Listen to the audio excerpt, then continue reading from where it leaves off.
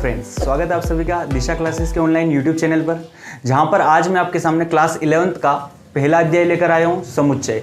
इसके बारे में आज मैं कुछ बेसिक्स जानकारी दूंगा आपको और कुछ इन्फॉर्मेशन के साथ साथ हम प्रश्नावली 1.1 को शुरुआत में करेंगे।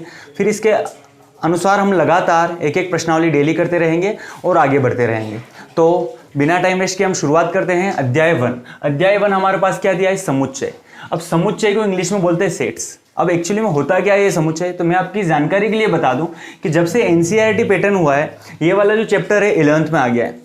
लेकिन पहले जो पुराना जो पैटर्न था, ये वाला जो चैप्टर है 9th क्लास में था। तो सोच सकते हैं आप कितना ईजी चैप्टर होगा, कुछ भी कठिनाई नहीं है। समुच्चय का डेफिनेशन लिखते। समुच्चय एक्चुअली में होता क्या है, तो देखिए हम अभी तक बहुत सारी संख्याएं पढ़ते हैं। जैसे हमने पढ़ा प्राकृत संख्याएं, पूर्ण संख्याएं, पूर्णांक संख्याएं, परिमेय संख्याएं, या हमने जैसे सम संख्याएं पढ़ा या त्रिभुजों का संग्रह पढ़ा। तो अलग अलग प्रकार से संग्रह, लेकिन उन सबको अगर एक सिस्टमेटिक तरीके से अगर मैं जमा दूं तो वो समुच्चय कहलाता है। जैसे अगर मैं आपसे बोल दूं कि भैया मुझे प्राकृत संख्या चाहिए, तो आप बोलोगे भाई साहब इसमें से ले लो n बराबर, आप 1 2 3 4 इस तरीके से लिखकर बोल दोगे कि भैया इसमें से आपको जो चाहे वो प्राकृत संख्या ले सकते हैं। मैं बोल दूंगा मुझे त्रिभुज चाहिए, तो एक कोई भी एक समुच्चय बना दिया और उसका इस तरीके से यहाँ पर सभी त्रिभुज आपने रख दिए। यहाँ पर त्रिभुज मतलब जिसके तीनों कोणों का योग 180 डिग्री होता है, 3 भुजाएं होती है, 3 कोण होते हैं, बहुत सारे कंडीशंस हैं, ठीक है। कोई भी वस्तु या कोई भी संख्या अगर सिस्टमेटिक तरीके से आपके सामने लिखी हो, जैसे मैंने एक समुच्चय को हम ए से दर्शाते हैं, सबसे पहली बात मैं बोल दूं, और जैसे यहां पर लिख दिया मैंने ए ई आई ओ यू।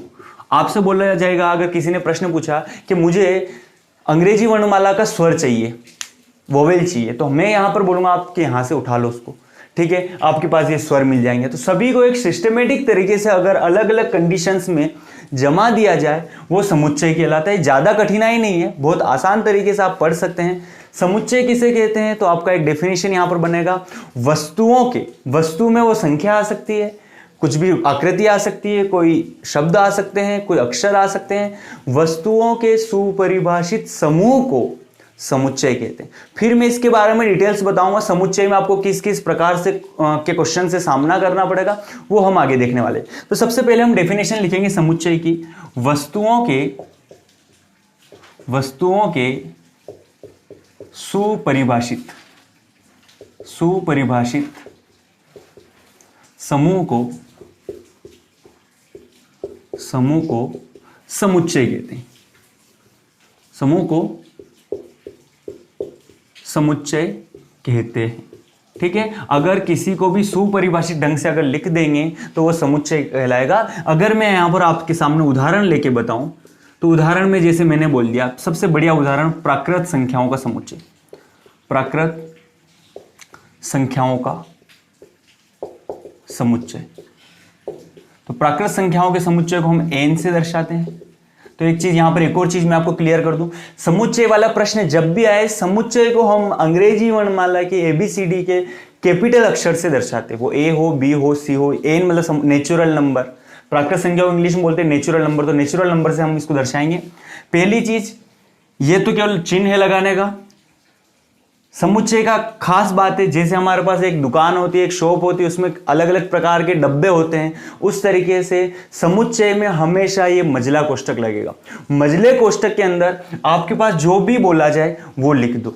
दो तरीके से बताएंगे, दो विधियां होती, वो हम बाद में पढ़ेंगे, लेकिन अभी मैं एग्जाम्पल बता रहा हूं। तो प्राकृत संख्या जैसे 1 2 3 4 5 आपने इस तरीके से पढ़ी है, डॉट डॉट डॉट डॉट, ये हमारे पास प्राकृत संख्याओं का समुच्चय। या आपसे बोल दिया जाए, अभी जैसे मैंने ऊपर उदाहरण दिया, अंग्रेजी वर्णमाला के स्वरों का समुच्चय, तो इसको समुच्चय को किसी से भी दर्शा सकते हैं। जैसे मैंने इसको A से दर्शा दिया, तो A मझला कोष्ठक अंग्रेजी वर्णमाला के समुच्चय लिख दीजिए, A E I O U। आपसे बोल दिया जाए सम संख्या का समुच्चय, सम संख्या का समुच्चय, तो आप बड़ी आसानी से लिख देंगे सर कि इस समुच्चय को हम ए से दर्शाओ, बी से दर्शाओ। जैसे अगर इसको ए से दर्शा दिया तो इसको बी से दर्शा लो, आपकी मर्जी, कोई दिक्कत वाली बात नहीं। और हमने इसको कैसे लिख दिया, सम संख्याएं कौन कौन है? 2, 4, 6, 8, 10, डॉट डॉट डॉट डॉट। ये हमारे पास, अब ये अनंत तक जाएगी तो अनंत तक जाएगी, ये रुक जाएगी तो रुक जाएगी। लेकिन अगर आपको कभी भी सम संख्या लेंगे तो इस समुच्चय में चले जाएंगे। तो समुच्चय का अल्टीमेटली टारगेट क्या है?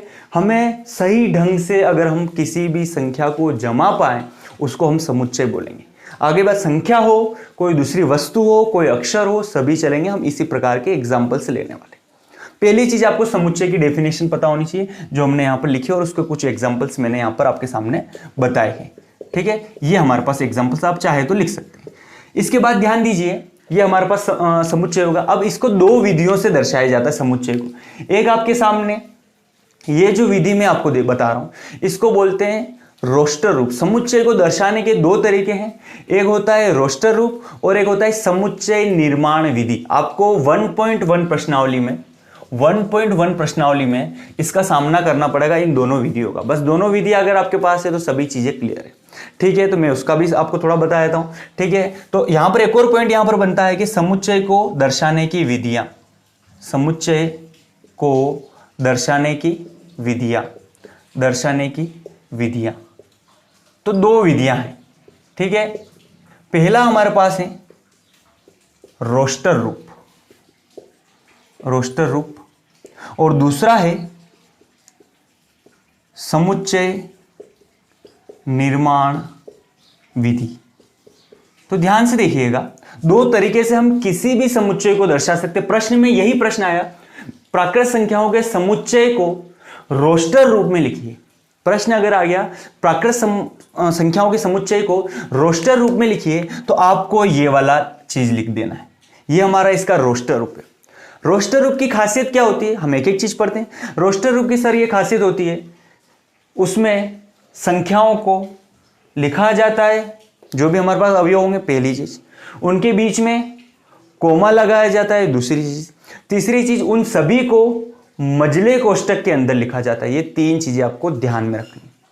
इसके अलावा समुच्चय के अंदर कभी भी कोई भी संख्या रिपीट नहीं होगी। जैसे 1 2 3 4 है, बस यही रहेगा। यूं नहीं कि 2 वापस डबल आ गया, नहीं। ठीक है, अगर आपसे बोल दिया जाए कि प्राकृत भी हो, सम और विषम दोनों हो, तो 1 2 3 4 लिखेंगे। हम कभी भी डबल रूप में नहीं लिखेंगे। जैसे मुझे एक एग्जाम्पल यहां पर, जैसे मैं बोल दूं कि मेरे पास आपकी किताब में दिया है बुक शब्द के अक्षरों का समुच्चय। किन किन अक्षरों से इसको बुक शब्द को लिख सकते, अक्षरों का समुच्चय आपसे बोल दिया जाए तो आप क्या बोलोगे बताइए। तो यहां पर हमारे पास डायरेक्टली, जैसे इसको अपन किसी से भी दर्शा सकते, आपकी मर्जी है, समुच्चय है, पी से दर्शाओ, ए से दर्शाओ। तो देखिए क्या आएगा हमारे पास, यहां पर लिख देता हूं अगर उधर सही से नहीं दिख रहा हो तो। ठीक है, तो ए बराबर बी से शुरू किया हमने, ओ। अब आप यूं अगर सोचते हैं ये, तो ये गलत है। 2 बार डबल अवयव नहीं लिखना है, केवल एक ही बार एक अवयव को आपको लिखना है।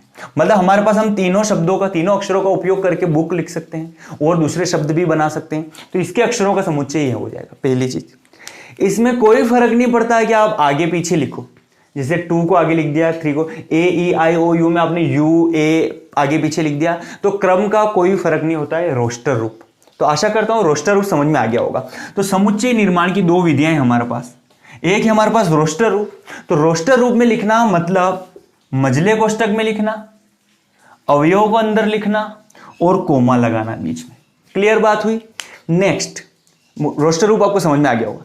समुच्चय निर्माण विधि थोड़ी सी टफ पड़ती है। यहां पर केवल यहां पर किस तरीके से लिखना है मैं आपको थोड़ा समझाता हूं। जैसे यही एग्जाम्पल मेरे पास दे दिया और इसको समुच्चय निर्माण विधि में मुझे लिखना है, तो देखो कैसे लिखना है। तो आगे का अक्षर तो वही रहेगा समुच्चय वाला, बीच में लगाना है बराबर, और मजला कोष्टक यहां पर भी लगता है। ठीक है, ध्यान से देखिएगा।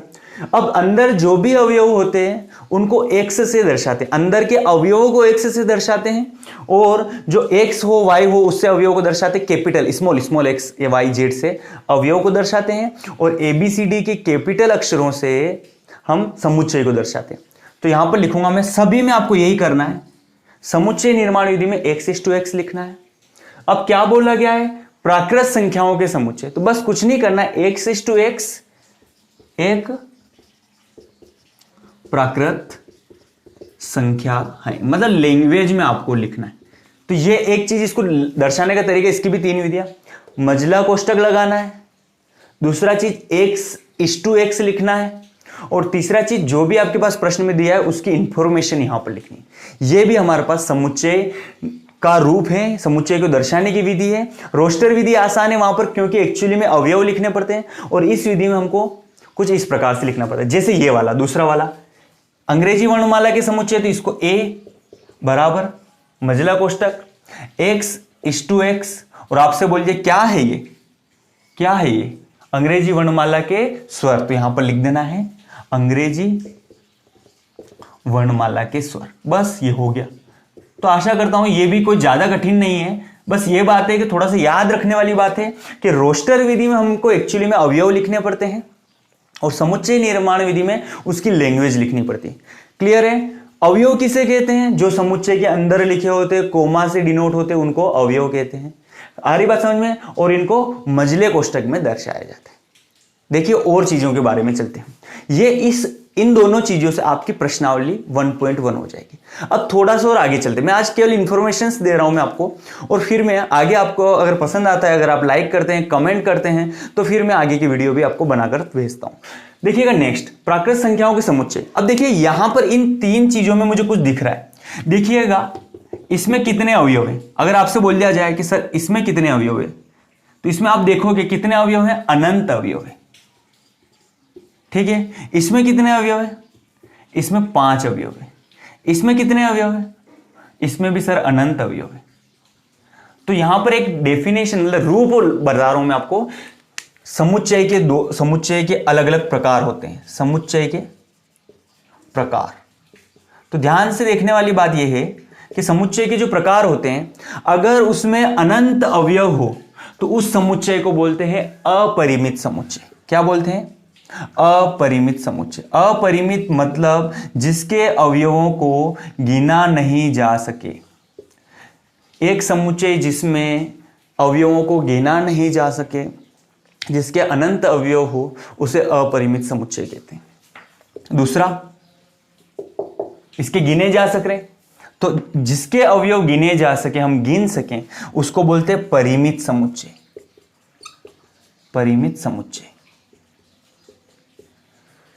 एक इसके अलावा मैं आपसे बोल दूं, अगर एक प्रश्न ऐसा बोल दूं कि मुझे बताओ, एक प्रश्न ऐसा आ गया, यहां पर मैं लिख रहा हूं क्योंकि जगह थोड़ी कम है, मैं यहीं पर थोड़ा एग्जांपल है आपके सामने लूं, अगर मैं कि 2 से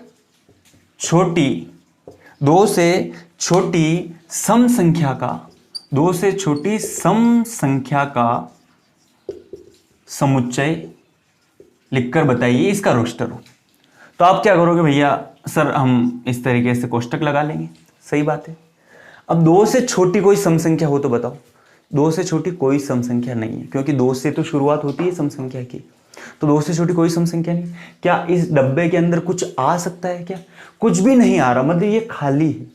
अगर किसी के पास कोई अवयव ना हो, उसे बोलते हैं रिक्त समुच्चय, क्योंकि ये क्या है, खाली है, रिक्त है। तो एक और आता है रिक्त समुच्चय। तो यहां पर डेफिनेशन क्या बन जाती है, वह समुच्चय जिसके पास कोई अवयव न हो रिक्त समुच्चय कहलाता है।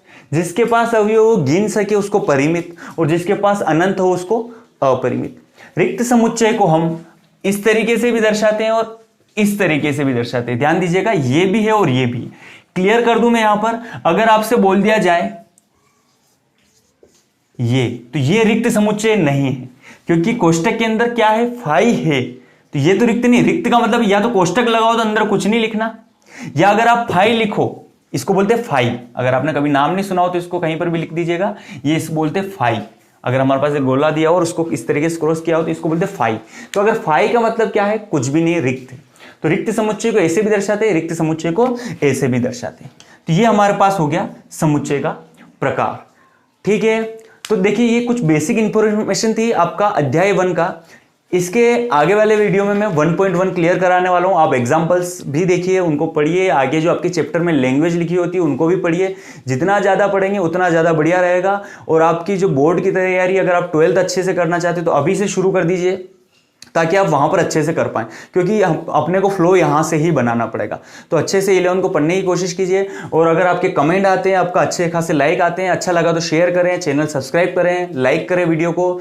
और कुछ भी परेशानी आ रही हो तो कमेंट करें, और प्लीज़ मुझे कमेंट में बताएं अगर आपको अच्छा लगा हो तो मैं आगे की वीडियो भी आपको बनाकर भेज सकूं। 1.1 के अलावा मैं पूरी मैथ्स पढ़ाने वाला हूं, साथ साथ फिजिक्स भी पढ़ाने वाला हूं। इसलिए आप ज़रूर मुझे कमेंट बॉक्स में कुछ भी आप लिखकर भेजिए कि आपको क्या समझ में नहीं आया या क्या समझ में आया, या आप कितना पढ़ना चाहते हैं। Okay, thank you.